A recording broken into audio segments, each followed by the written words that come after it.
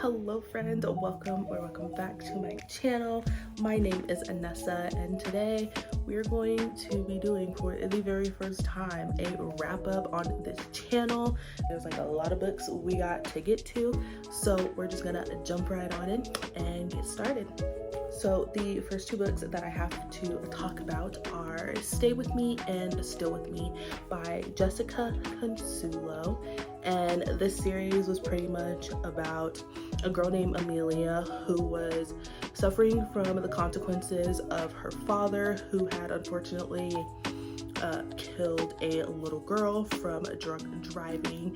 And that girl's father essentially blames Amelia, blames her dad for the death of his daughter, and so he's pretty much after her.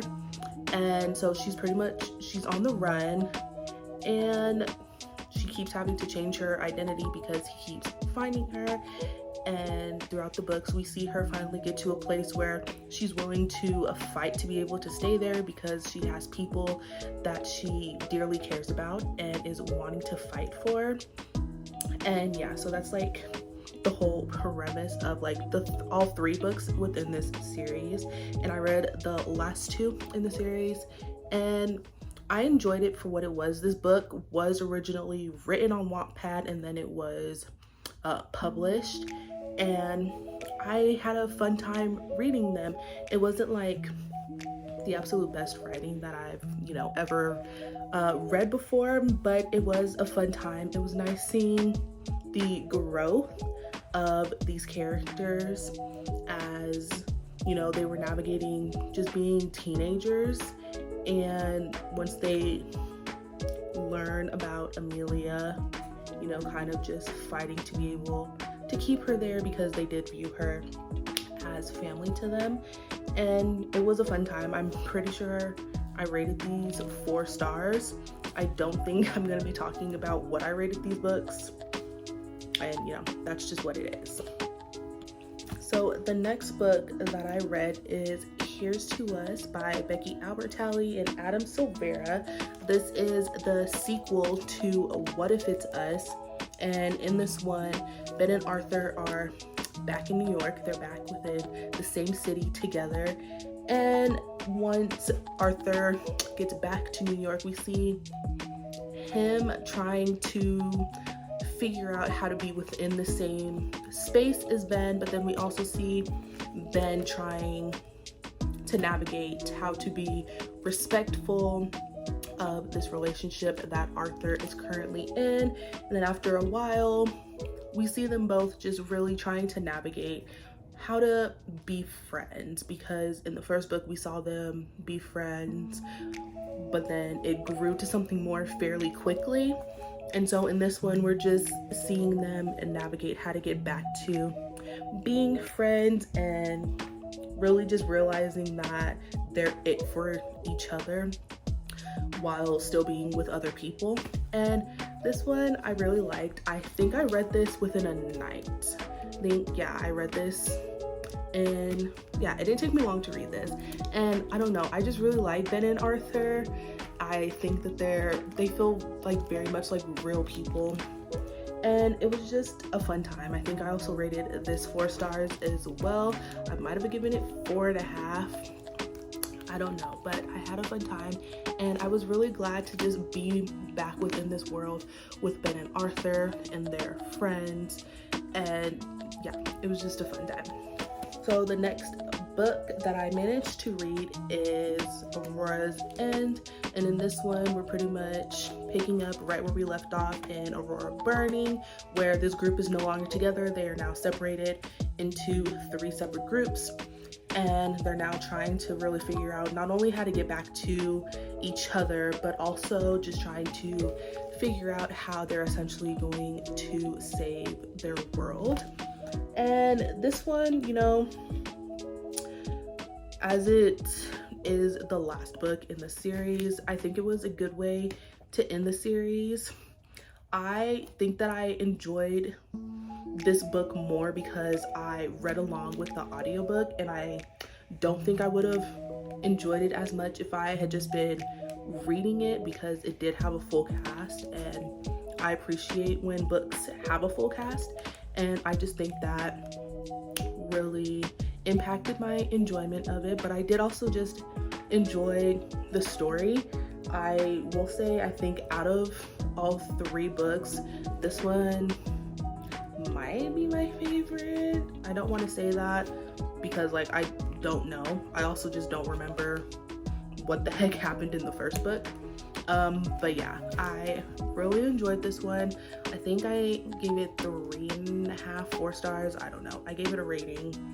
Next 3 books that I have are the Renegades series by Miss Marissa Myers. So we have Renegades, Arch Enemies, and then Supernova. And in these books, we're pretty much following Nova, who is a prodigy. And a prodigy is pretty much just someone who has powers. They're not normal. And Nova always used to believe in the Renegades. The Renegades were always supposed to protect people until her parents, along with her baby sister, wind up dead. And so since then, Nova has been blaming the Renegades, and she's been very determined that the Renegades need to be taken down because the Renegades are not benefiting anybody, and people are depending on the Renegades a little too much. And so we see Nova infiltrate the Renegades as a spy for the villains, and she's trying to essentially bring them down from the inside. And then, you know, she meets people, ideas change, people change, and I genuinely enjoyed the series. Like, once I actually sat down and read them, like, each book took me about a day to read. And I liked Nova as a character. I also liked Adrian as a character. It's like they had some complexities to them. I wouldn't say there was like a whole lot, but each character, at least to me, each character in the book felt like their own character. And I definitely had a fun time reading it. I do remember when I was reading, I was like, wow, I wonder what this would look like as a TV show or as a movie. So yeah, I had a great time reading these, and it was fun. I will say the only thing that I did have an issue with was that there just was not enough communication happening within these books between our 2 main characters, Adrian and Nova. And like, I get that they were pretty much like on opposite sides of things, with Adrian, you know, being born a renegade pretty much, and Nova being turned into this villain after what happened to her. So there was that, but I just feel like there were so many opportunities where they could have just talked to each other, and there just like was not enough communication, and not even just between Adrian and Nova, but like with their respective parent or parental figures, and even with the people that they called a team, there just wasn't enough communication. So that was like my only, that's like the only downside to when I was reading this, that I was like, the frustration of you guys just not talking to each other. So my next 3 books that I read were actually add-ons when we were doing the Squash That series. I didn't plan on reading these, most of these books I didn't plan on reading, and winded up being add-ons, but that is Restore Me, Defy Me, and Imagine Me. Now, when I was first reading the Shatter Me series, I read the first 3 books and I was like, yeah, this is fun. You know, we could have stopped right here. And then it's like, nope, there's these 3 books, and then I think there's like another one. I don't know. But I was like, these were okay. Like, they weren't my favorite thing. Like, when I was reading Restore Me, I was really like, this beautiful cover, stunning, we love it, but literally nothing happened in this book. It was really just like, I don't even want to say that it was like a setup for the next book, but just like there wasn't really anything happening for a majority in the book. And then I think it's like we got maybe, I don't know, maybe like 100 pages left in this book, And then all of a sudden it's like, oh, okay, so now we have to set up for, you know, the next book and how this series will end. And I just feel like this one specifically was just very unneeded, and we would have possibly been fine without this one, or even if it was like just condensed and it was like the beginning part of Defy Me.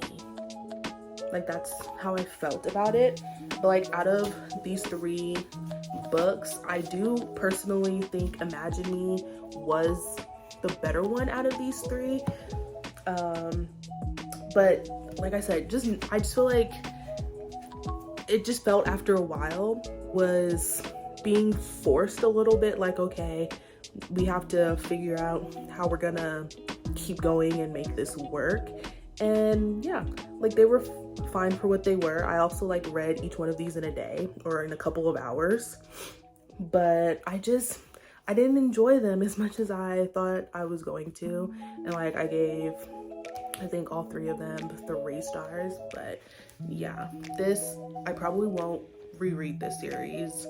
I know there's like little novellas and stuff, but like, I'm probably not gonna read those either. But yeah, these were kind of disappointing for me, and I'm kind of sad because I did, like I said, enjoy the first 3 books, and these they didn't live up to the originals. They didn't do it. Next, I do have the Simon Snow trilogy. Now, I read Carry On and Wayward Son back in 2020, and I remembered that I enjoyed them, and then for the longest time, I was like, okay, I'm probably never gonna reread these books again. And then these were gifted to me for my birthday back in March, and here they were. They were sitting on my shelves. I was like, I need a series because I need to get them points for my team. And so I did pick up this series, reread Carry On and Wayward Son, because I didn't remember much of anything that happened in these first 2 books. And then I read Any Way the Wind Blows. And if I'm being completely honest, like, I enjoyed these for what they were. They just feel like this book definitely could have just been Carry On and that was it. Like, I feel like in Wayward Son, they were like out looking for problems, and it's like nothing that had to do with Simon being the chosen one. And then in Any Way the Wind Blows, it also felt like, okay, here's this problem, Simon, insert yourself so that it pertains to you, and, you know, let's get another story out of it. Like, it was a fun time reading it, but I just feel like the story still would have been fine if we didn't have these other 2 books. If it was just Carry On, it would have been fine. But, you know, it's the 3 of them. The 3 of them are fine, but Carry On was also just like fine on its own, you know? Next, I have a Song of Wraiths and Ruin and a Psalm of Storms and Silence. And I mean, the covers are stunning. They're really pretty covers. But when it came to reading the series, I was kind of like, the first book I enjoyed. I honestly liked Malik as a character. Karina, I didn't really care about her. If this entire book was from Malik's point of view, I might have enjoyed it a little bit more. But like, Karina, she just felt very, I don't even know, she just felt very like snooty and off-putting, and like, she was not my favorite main character. Did not enjoy her one bit. Then we get to the second book, and something about this pacing just wasn't it for me. Like, I was a little bored reading this one. The story was still good, but I just wasn't feeling it. And the way that it ended, I was like, this isn't for me, this isn't it. I did not like the ending at all. And so I think out of all the series that I did wind up reading, this one was like the most disappointing for me. Next up, I have the Inheritance Games trilogy, and I had a fun time reading this one. The Inheritance Games is we are following Avery as she is essentially becoming a billionaire, as this man that she has never met before has passed away and has left everything that he owns to her, all of his money, billions, dwella. And so his family, like the Hawthorns, upset, except for his grandsons, all wind up playing this game, trying to figure out why it is that their grandfather left all of this money to Avery. And not only that, there are like games within the games of like things that they need to figure out about why it is that Avery is so special and how that pertains to his missing son, Toby. I think his name was Toby. You know what? We're gonna go with that. His name was Toby.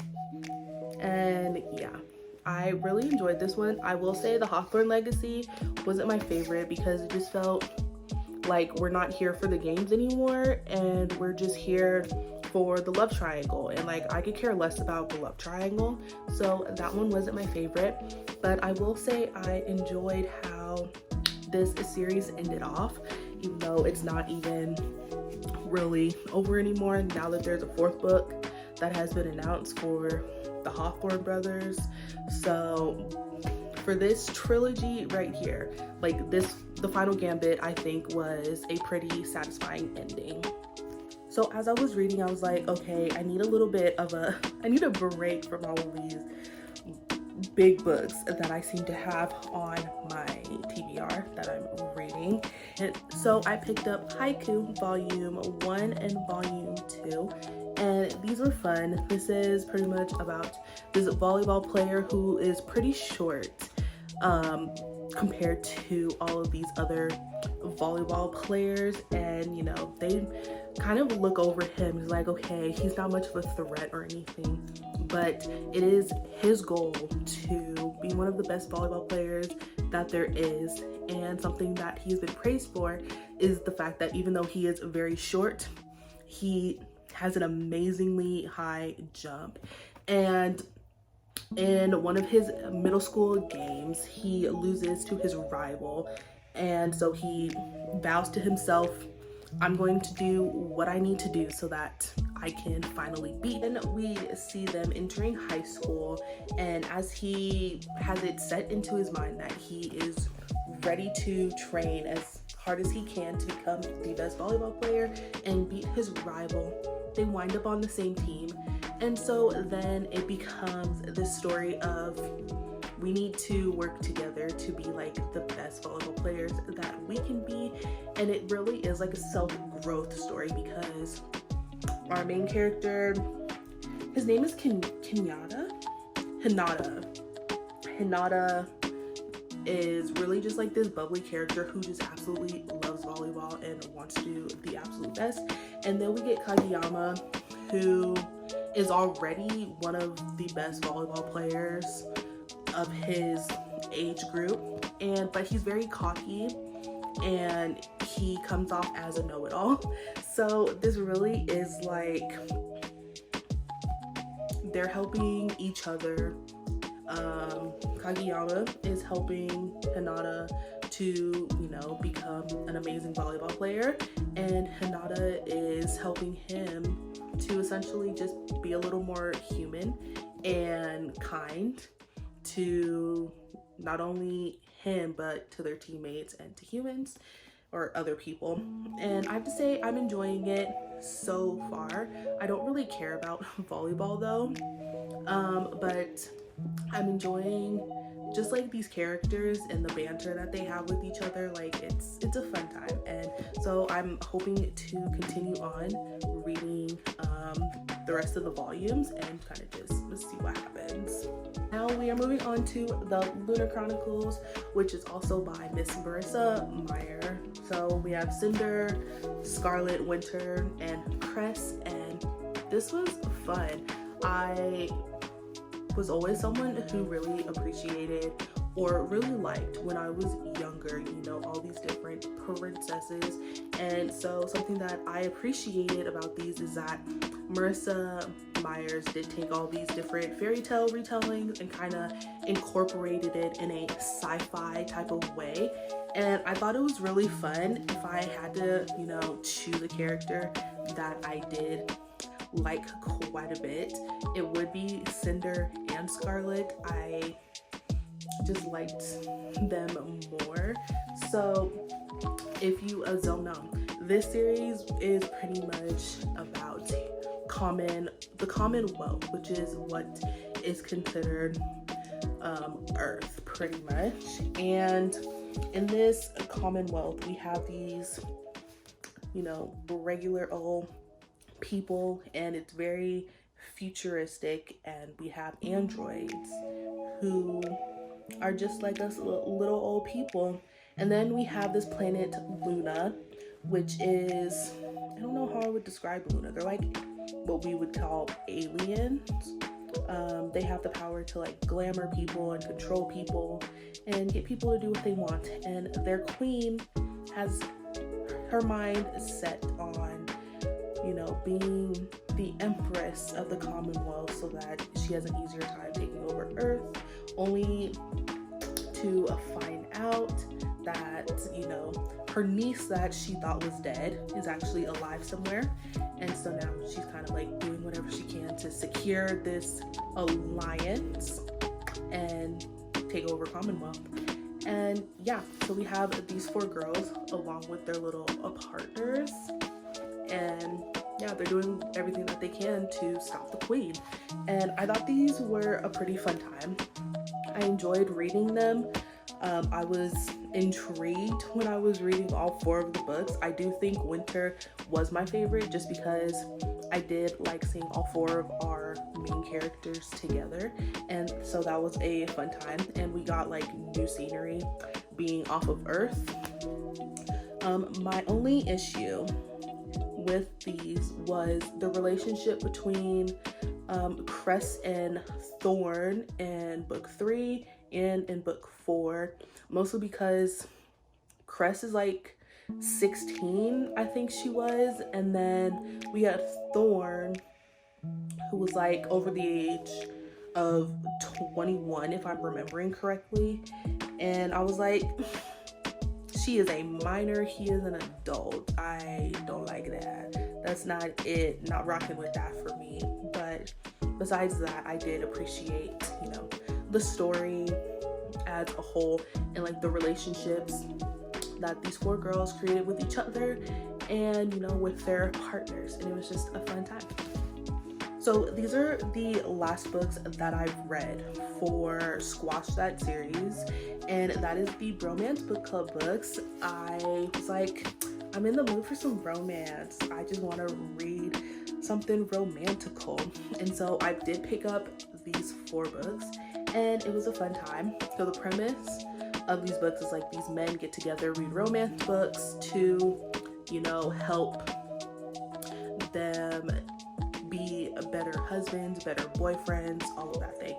And it was just a fun time. If I had to rate these books in order of which ones I liked better, I think it would be Isn't It Romantic, Crazy Stupid Bromance, The Bromance Book Club, and then Undercover Bromance. But yeah, they all were like so good. I really liked the Russian, and when the Russian got his own book, I was like, freaking finally, like he deserves it. And it was a fun time, like seeing these men be so proactive and being like, okay, I really care about this woman, I'm gonna read some romance so that I can be a better man for her. And I was like, whoa, love that, so good. So then we get to what is actually the last book that I read for Squash That series, and that was Kingdom of the Wicked. And I would absolutely love to talk about Kingdom of the Feared. I would love to talk about Kingdom of the Feared all day, but I listened to it on audiobook, and I listened to it at a crazy speed that I didn't really retain much of what I was reading when I read it, and so I don't I don't remember what happened in the book. So before the year is over, I am actually hoping to reread it so that I actually know what's going on. But I'm pretty sure I loved it. I don't know. I can't remember what happened in it, so I don't know. Okay, so moving outside of the Squash That series books that I read, I did read a few more books at the end of October. The first ones being Boyfriend Material and Husband Material by Alexis Hall. And wow, I see why people like that book because I had a great time reading it. I don't even remember. I don't remember their names. Like when it comes to books, I'm so bad with remembering their names. Someone's name was Oliver. Oliver and Luke. I really enjoyed them. Like I thought they were really cute opposites type of thing, but it was also nice that they just felt very human in both Boyfriend Material and Husband Material. And I just thought it just felt very real and grounded. It was a nice little thing to read, and especially because, you know, they both had their own issues, but throughout the books it was like they loved each other because of their issues. Well, was part of the reason that they loved each other was because of their issues and the fact that they were willing to just work on them together. I was like, wow, when is it my turn? So the last book that I read in the month of October was Well Met by Jen DeLuca. I was supposed to start reading this in November, but I got impatient, so I read it in October. And in this book, we were following Emily, who is volunteering at a Renaissance fair for her niece to be able to participate. She meets Captain Pirate, on his name, Teacher Man, English teacher. She meets him, dislikes him very much at first, and then once they start getting to know each other, they fall in likes with each other. And I enjoy it. I think it's so cool that it was a Renaissance fair. As I was saying, I thought it was very nice that it was like it took place at a Renaissance fair, and I've never been to a Renaissance fair, so like that intrigued me right away. I was like, whoa, how cool is that? But not only that, seeing how, what is his name? Simon. Okay, seeing how Simon just had like this absolute love for the Renaissance fair and like took it very seriously, and then seeing Emily, who was like but then grows to love it herself, and as she's growing to love the Renaissance fair, she grows to love Simon. I was like, I'm sold. This is it. It was cute. I'm pretty sure I gave it 4 stars. Yeah, I gave it 4 stars. It's always the miscommunication thing in these books that get me, and it's like, why is this a thing that we're still doing? But you know, I enjoyed the book very much. It was a fun time, and yeah, I liked it. So that was all of the books that I read in October. And when I'm doing like a little mental count, 32 books that I read in October. I don't read that many books in a month. It's crazy that I was able to do it in October, but it was a fun time. I really enjoyed it. I'm still just like, there's no way that I read that many books. That is not me. I don't do that. But apparently I did. And it is the end of this little wrap-up video. And I don't know how I felt about doing a wrap-up. Maybe I'll do it again next month. I don't know for sure, but we've come to the end. That is it. Cut the camera.